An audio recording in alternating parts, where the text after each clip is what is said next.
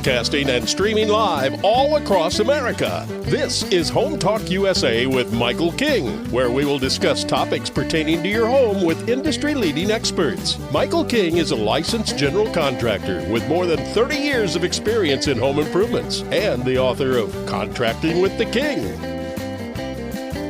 Join us this hour for our segment Invent America with your co-host, the Inventor Lady, Rita Crompton. Discover what's next in the home improvement industry and explore new products and innovations. Or if you have that next great big idea, learn what it takes to bring your invention to the world. As Michael King and Rita Crompton talk to America's inventors and innovators. Remember, the America of tomorrow is being invented today. We invite you to visit us at HomeTalkUSA.com, one of the best resources for home improvement information around today. Your best life begins with your best home, and there's no place like Home Talk. That's HomeTalkUSA.com. And now, we proudly present Invent America from the #1 home improvement radio program in the country, Home Talk USA, with your host, the Cajun contractor, Michael King, and his co-host, the Inventor Lady, Rita Crompton. Hello, America, and welcome to Invent America. Why? Because Americans invent. Our economy has been based on people taking new products to market, and we are excited to be able to bring to you new inventors, inventors who have, been challenged with some of the issues and conquered the issues, and that's why their product is in the marketplace, and some who've gone on to the next generation.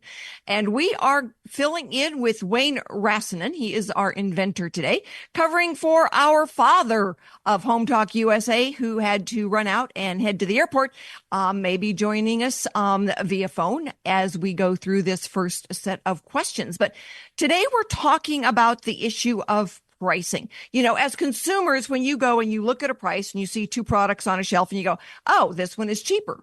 Why? Well, you may not realize, but pricing is a big tug of war when it comes to that first generation, that first run of the product. And the reason is because you consumers are God in what you're going to pay for something. So you are going to set that price. But a store, they look at the ballpark idea of, all right, this type of product should retail for $10. And so we and the inventor know that they've got to be able to make it, box it, and ship it for $2. There is always a multiple of 5 with consumer products. And, all right, there might be some swing on that with home health care, sometimes the electronics and software. But for the most part, anything that you're going to find in a big box store is based on the multiple of 5. And that can be really challenging for the inventor on their first production run. So we are going to talk to our inventors today about how they dealt with this. Now, Wayne has got a product in the marketplace already. Our next inventor, William Hawley, he just got his first order in. And I know that he's kind of played tug of war with what it should go for and then the reality check of what his first run is costing him. So, Wayne, thanks so much for being with us today. We really appreciate it. Rita, it's always a pleasure to be with you. Thanks for inviting me. So tell our audience what it is that you invented. I invented a one-handed Bluetooth keyboard. It basically replaces the entire QWERTY keyboard with a little tiny thing. It's got 10 buttons on it, and with combinations of holding one button and pressing another, you've got the entire keyboard. It does every letter, function, number, and symbol of a regular keyboard, including a couple of extras that we added to control apps on iOS and Android. So it's a complete keyboard. It's called chording because you're holding more than one key at a time, like a musical chord. On this particular case, no more than 4 keys at any one time. You hold 5 keys and it voids the keystroke. So if you start pressing the wrong key, you can always avoid making that mistake. And it's really easy to do. Well, that is excellent. So tell everybody your website. So if they're curious, they can go and actually see then video of you using it. Okay. Well, there's only 10 keys. There's 2 on top and 8 on the front. So we named it Deca Text.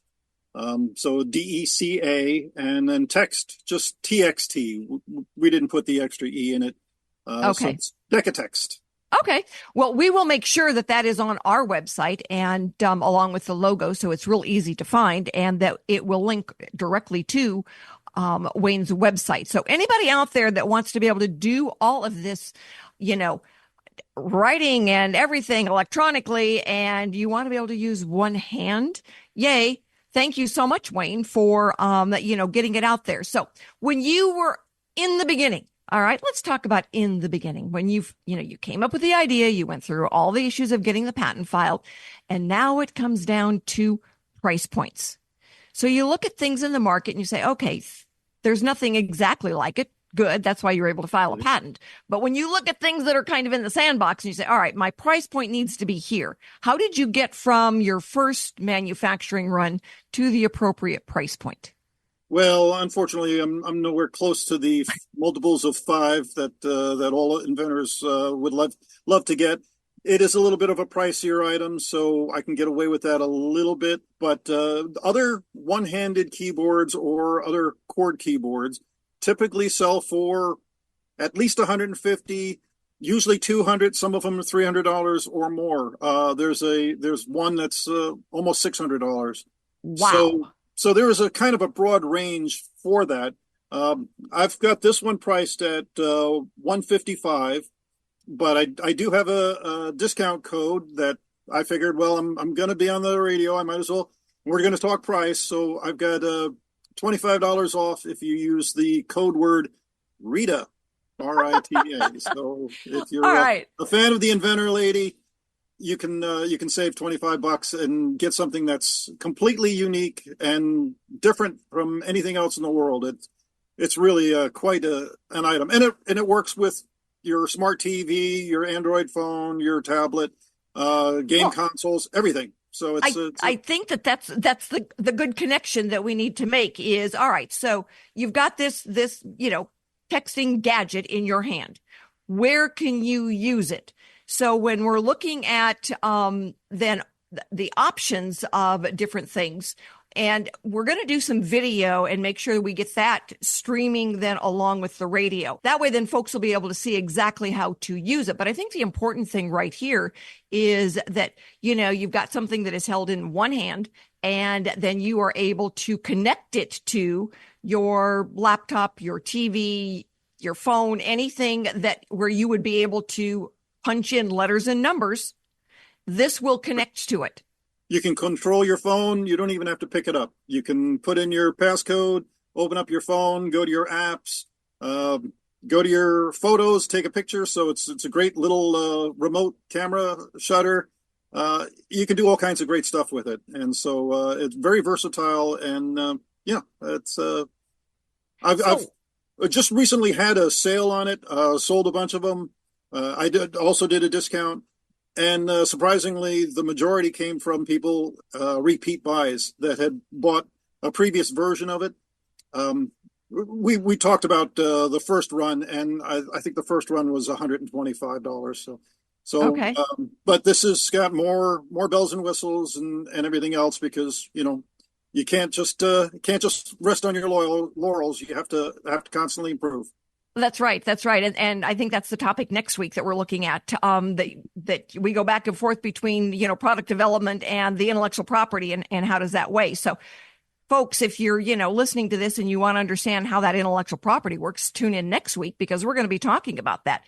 And one of the things that we learned a long time ago is that secret in life is to not be too greedy. And certainly it comes to inventing, but for some inventors, if you can just break even on that first run.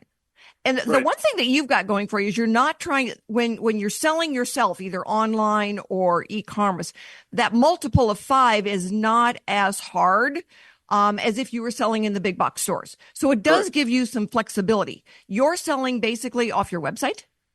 Right. Yeah. And I'm also bringing it to venues and stuff like that. I've seen a lot of reaction from people with assistive technology, people that are blind or limited with one hand, or they don't have broad motor skills, but they have some fine motor skills. So it really helps out with that. How did you deal with the manufacturing of it? I did the first couple of rounds with a local manufacturer, and I tried to tried to go ahead and save a little bit of money and go to China, but it wound up not being a big savings. And I didn't go the whole route, only some of the component parts.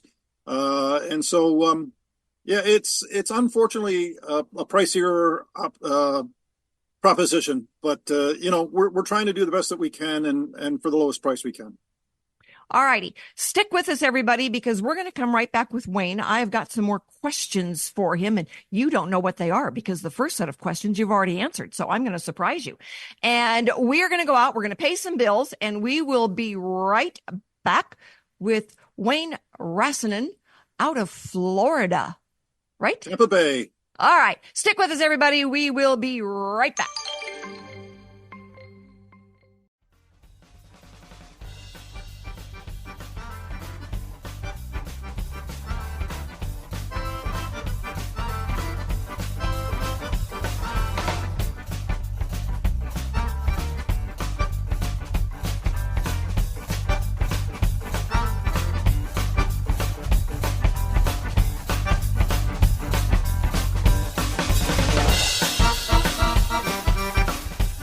Everybody, thank you so much for being with us for this segment of Invent America. And our segment is being brought to you by Trim a Slab. If you need to replace rotting or missing wood, often found in driveways, sidewalks, decks, and a lot of other places in your house, especially if you live in the forest like I do, it installs incredibly fast. It looks great, and it can't be removed. So Trim a Slab. Trim a Slab is where you want to go, trimaslab.com. And if you're an inventor out there and you've got questions, please check us out. You can find Rita at Inventor Lady. You can go to Invent America and be able to log right into us and ask a question. My phone number is everywhere. They will etch it on the side of my casket because I'm taking it with me. So give me a call because I do answer my phone. We are with Wayne Rassinen. He is the inventor of a cool device if you want to be able to hold your entire keyboard in one hand and use it. So Wayne, thanks so much for being with us. The thing that I find really cool about your product is that yes, you can hold the entire keyboard, alphabet and numbers in one hand, but you can connect it to your phone, your TV, your laptop, anywhere you're going. Anything Probably shouldn't be use it in the car, but you could. Yeah, I try to avoid mentioning that, but the fact that you can do it with one hand and you don't have to look does make it a little bit safer. Cognitively, people don't like the fact that anybody's thinking of anything other than driving.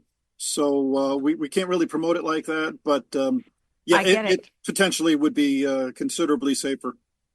I do get that. And it's funny because that's one of the challenges that we know we shouldn't do, but it talks about how cool yours is. Well, I did put one on I did build it on the steering wheel at one point and brought it to the highway patrol and showed it to them and said, here's a way that your officers could access all the keystrokes on their laptop and never have to take their hands off the steering wheel.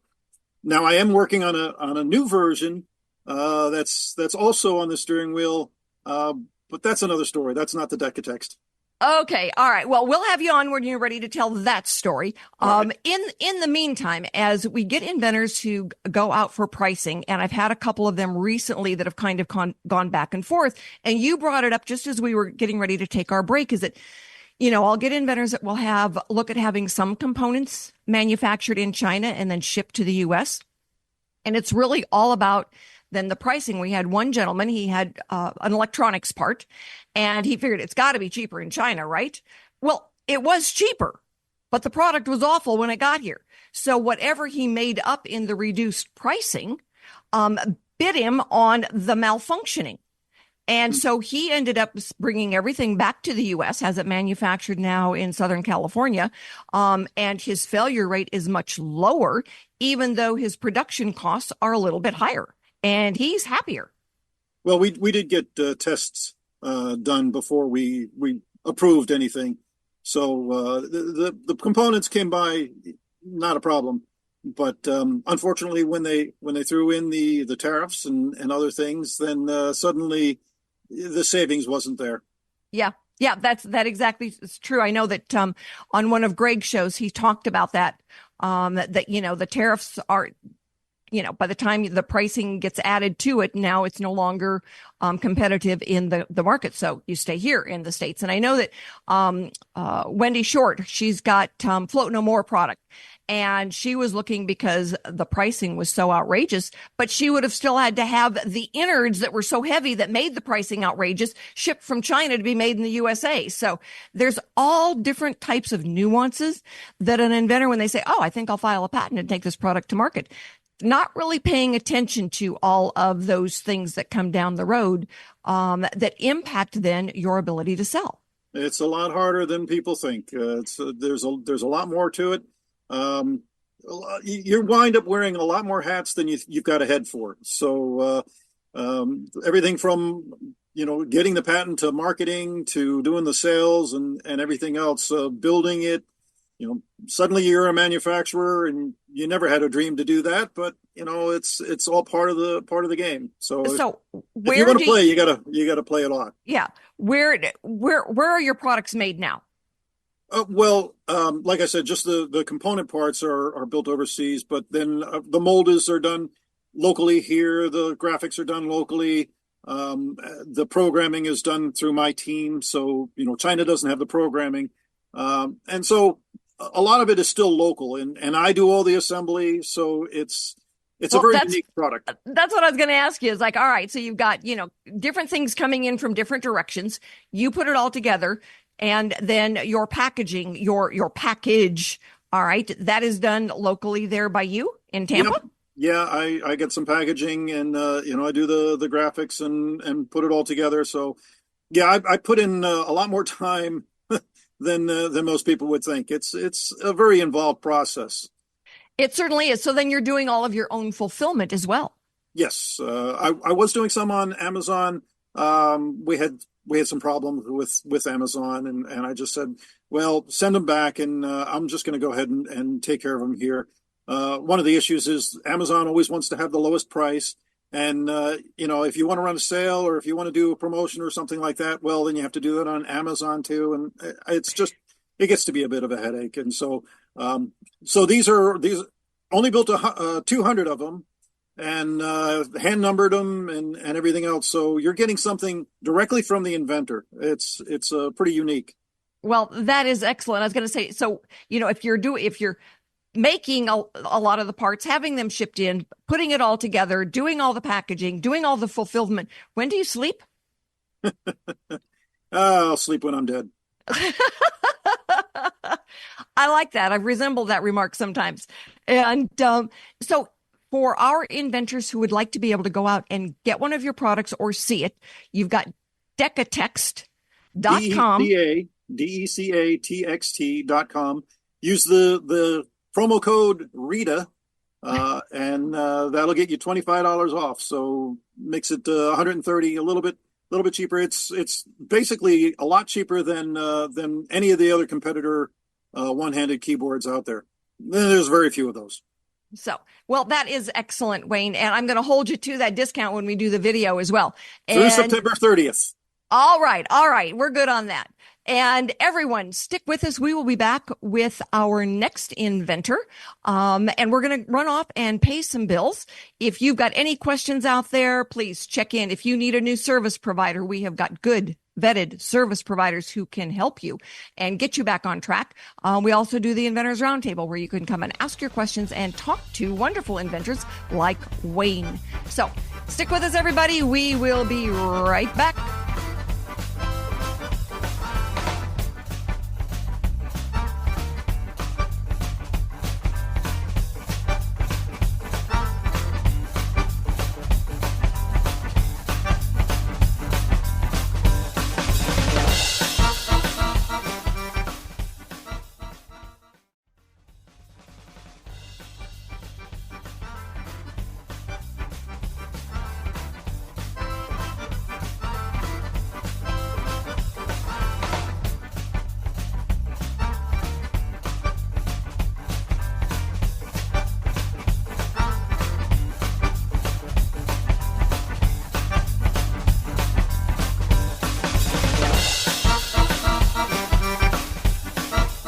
Hey, America, thank you so much for being with us this afternoon. We are grateful for every single one of you for tuning in to finding out about the new cool products that are out there.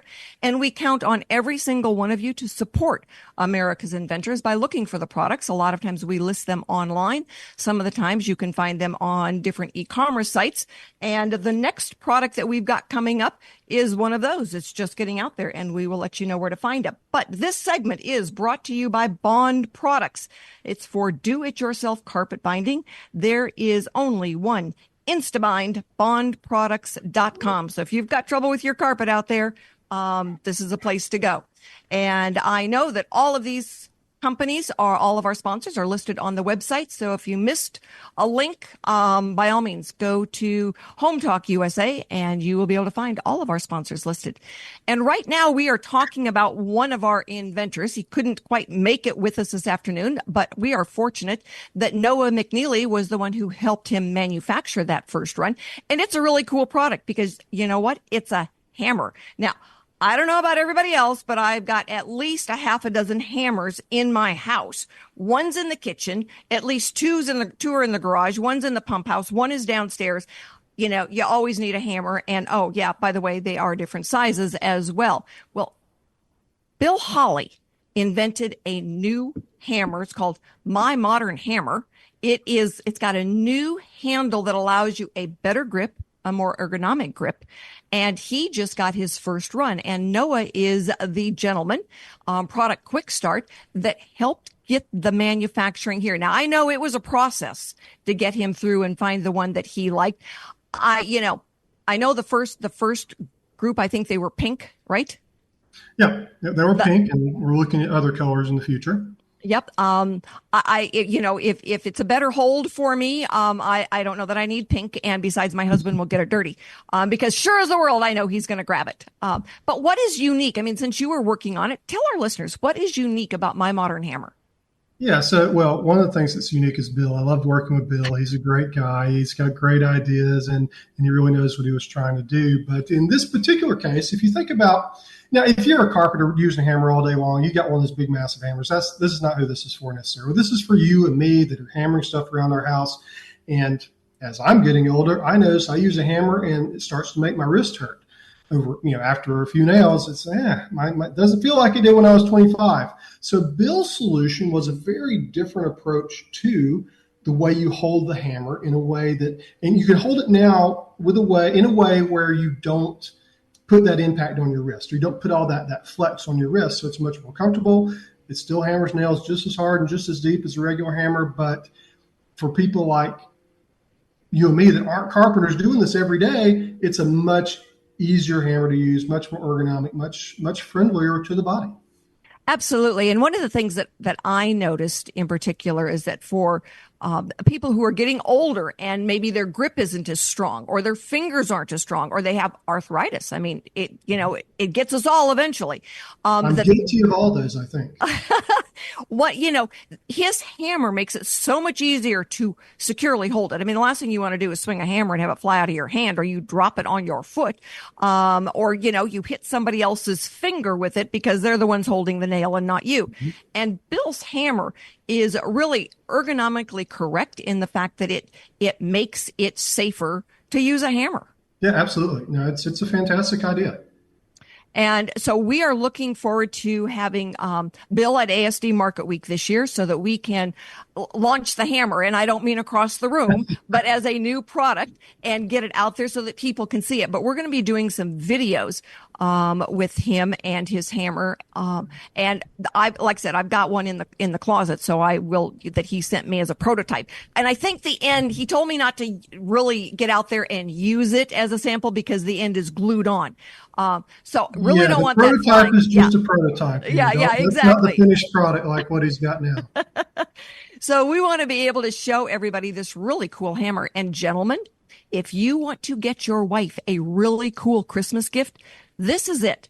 Because you know what? I don't want a new tool really for Christmas, but I cannot tell you how often when I get the new tool from my husband, he's not telling me, go and do this job. He is telling me, here is a safer, better, easier way for you to do a job that I know you're going to do anyway. So we want everyone to be able to find Bill's hammer. We will put the website up for you and be able to, get those Christmas gifts going early. It was years ago, my family would say, she just gives us, Inventor products for Christmas. And then my son-in-law started going, what's she giving us this year, man? We want to see those new gifts.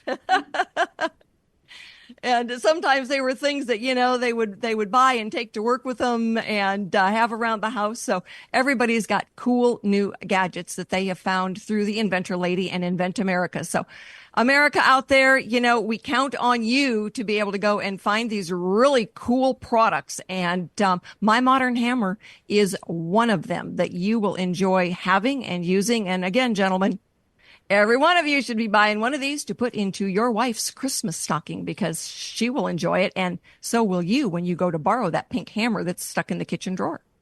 Noah, what do you need from an inventor to help them get their product through the steps? The first thing is I need to understand what they're trying to accomplish, because if someone just calls me up and says, hey, I want to make a hammer, well, there's a million ways to make a hammer. You can do all sorts of hammers. So Bill was very good at communicating that, I want to do this ergonomic hammer and, all the stuff it was supposed to do and all the stuff it wasn't supposed to do. So that's step one. Then we move beyond that. Okay, what are we hitting? What are we targeting price-wise? And that helps guide what materials we look at and what manufacturing processes we look at. Then we go through that design and development. We make some prototypes, make sure it captures the client's vision and goals. And then we're getting quotes from factories in many cases, making sure they're matching what the client needs in terms of their business plan. And really, it's pretty simple. It's really a dialogue between us and the inventor to keep everything transparent and out in the open, so there's no surprises for anybody. Well, I think it's really important for inventors to realize they can work with someone like you virtually. Where it used to be, you had to be, down the street from somebody and drive over and talk to them. I have clients. I have a client in Australia. I have clients all over the place. So yeah, you can do anything from anywhere these days, just about. I know it's really amazing, and not every person who does what you do is right for every inventor. You've got skill sets, you've got particular materials that you work with or that you're an expert at. And there are other service providers that, do it differently. And so I always tell inventors, it's like you need to be able to talk to somebody and make sure that you mesh together. Yeah, and you're exactly right. There's different design, development, engineering firms come in all different shapes and sizes. This is actually my second company. I used to run a much bigger company, and we did inventor work, but our main focus then was very large companies. So it was never really the right fit for inventors, and that's why I started this company to focus exclusively on inventor entrepreneurs and startups and really smaller clients. So kind of, when you're out there shopping for someone to help you, try to understand who their market is. Are you their target market, or are you just sort of that side project they're going to do? And that's one of the things to look out for, and shop around, make sure the pricing is consistent and what it should be. Well, I noticed one of the things with Bill's product, and I see it more frequently nowadays, is that people are really looking for that ergonomic touch. What makes sense on the way something is held, what makes sense on the way it's used, so that it is more comfortable to us as the consumer than the old way of doing it. Let's face it, the hammer has been around for, a century, 2 centuries, since we crawled out of the cave and needed to hammer something together. It's been around for a couple millennia. Yeah. And so the whole idea now is something that easier to hold, easier to use, and will be more effective. And so when you've got a product out there, America, and you want to make it better, hammers been around forever. Bill made a better one, and he's got a patent on it. So don't think it's too easy, too simple, not good enough. Sometimes the new change is exactly what America is looking for. So if you are out there and you've got a product that you are trying to develop, bring to market, get on the radio. All right. Check in with Rita Crompton at inventorlady.com or go to our site invent-america.com for the radio show and get in touch. Ask your questions. And we are going to be back in just a couple of minutes with our industry expert. Oh, yeah, who was just here with us, Noah McNeely. So, Noah, stick around. We are grateful to have you today. And thank you so much for presenting for Bill Holly, William Holly, his product. Thanks. Thank you.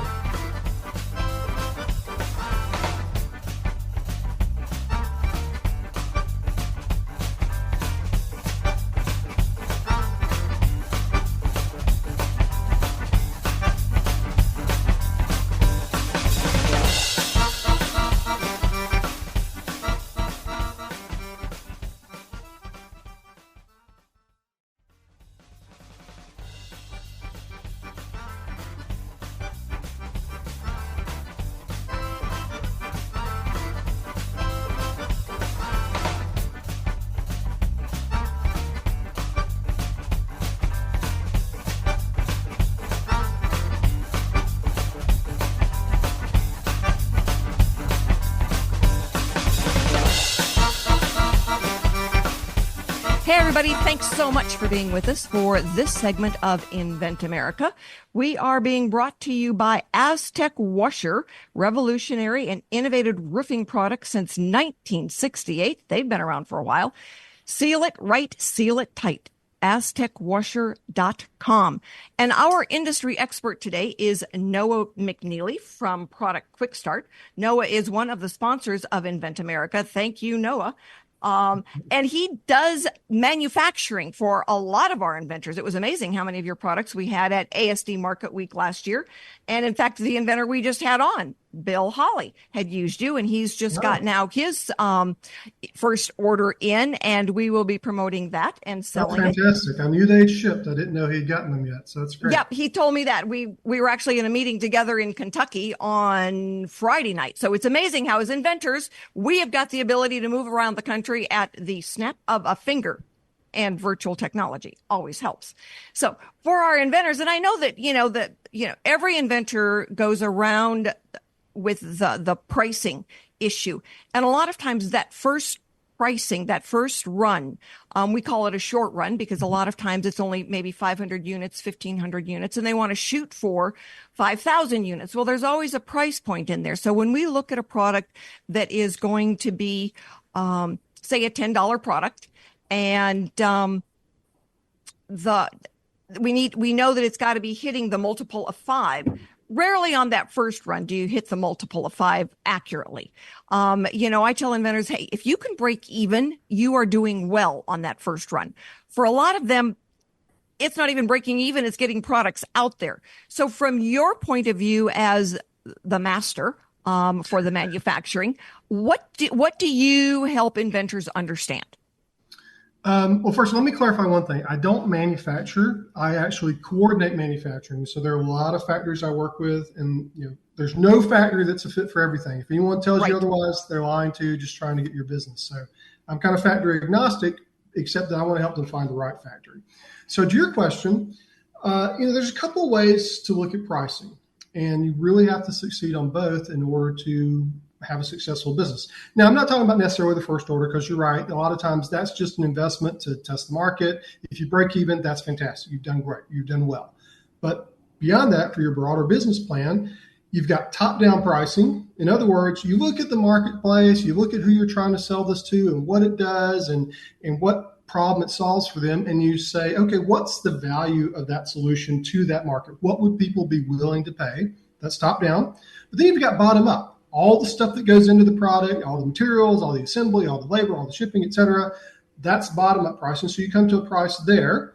It's, the minimum it's going to cost is X, and the most I can charge for it from top down is Y. If Y is less than X, you got a problem. You've got to have Y above X. Then you've got some, or at least they've got to match. Then you've got some space in there. And the more Y is above of X. In other words, the higher price people will pay for your solution, and the lower it costs you to make it, the better off. That's pretty obvious. Right. And no, I tell inventors that it's like you've got from, the suggested retail price down, and then you've got the reality check from, this is what it's going to cost to get that first run done. Sometimes I have inventors that have what I would call filet mignon taste and hamburger budgets, and they come in and they tell me it's got to cost this, and by the way, it's got to be silver plated, and it's got to do all these things. It's like, well, everything you just described costs like 10 times what you just told me it's got to cost. So sometimes we have to find that balance of what's your product really about? What do people really want to pay for? And then let's find the right way to accomplish that at a budget that makes sense. Exactly. And for some inventors, they've got a very cool idea. All right. However, the main issue then is, can it be made at a price the consumer is willing to pay? Mm-hmm. And there are times when the answer to that is no, not yet. And so that is why we'll see patents filed and the product doesn't come to market until decades later when technology finally catches up to it. Sure. And I think sometimes inventors run into that problem and they don't back up a step and say, I think something I've talked to you about before is the most important part of an invention is the problem you're solving. So maybe if you've identified a really nice problem and you've got a $100 solution to a $5 problem, let's take a backup step and see if we can come up with a $5 solution that solves that problem too. And then you may be able to get to the market with that instead of your Maserati version of the idea. Well, and that's exactly right. We look at a lot of times the issues of what's it going to be made out of? Well, when we're talking to somebody like you can say, all right, well, this is what you said. However, we can make your price points if we use this over here. And a lot of times the inventor doesn't know all the options to making something. And there are also times when we look at saying, all right, your patent is like this, but if we made it this way, we could hit your marks because it's going to be less expensive. And so we try to always make sure those patents are as broad as possible. So if the door is top to bottom, it doesn't matter if it's left to right. It doesn't change the patent. Right. It's just a door that opens and functions. Well, then you as the manufacturer can advise on the best way of being able to make it at a price the consumer is willing to pay. Yep, absolutely. I mean, this is a complicated problem for inventors, is being able to hit those price points. Is it going to be manufactured here? Is it going to be manufactured in China? Is it going to be manufactured in Mexico? I had guys years ago that were doing a new toilet product. It was very cool. And they were having it made in China. And I go, did you think about doing it in Mexico? Because all the porcelain comes out of Mexico. And they go, oh, we kind of missed that one. So, instead of backing up, they just kept plowing through, and I don't think they ever made it to market. And that's unfortunate. So there's no universal answer to that question. And the answer does change can change as your business evolves too. So China might be the right place for your first year or two. Then it makes sense to go somewhere else like the US or Mexico. Well, I want to thank you so much, Noah, for being on today. We'll do some video and get you out there so people can see you, and we'll get you on one of our IRT meetings. Everyone, thanks so much for being with us today for this segment of Invent America, where we were talking about how hard it is for inventors to struggle with that pricing. They want to hit the best price for you, the consumer, and sometimes that is a real challenge. So be with us next week when we actually talk about that tug of war between the manufacturing and the intellectual property. Thank you.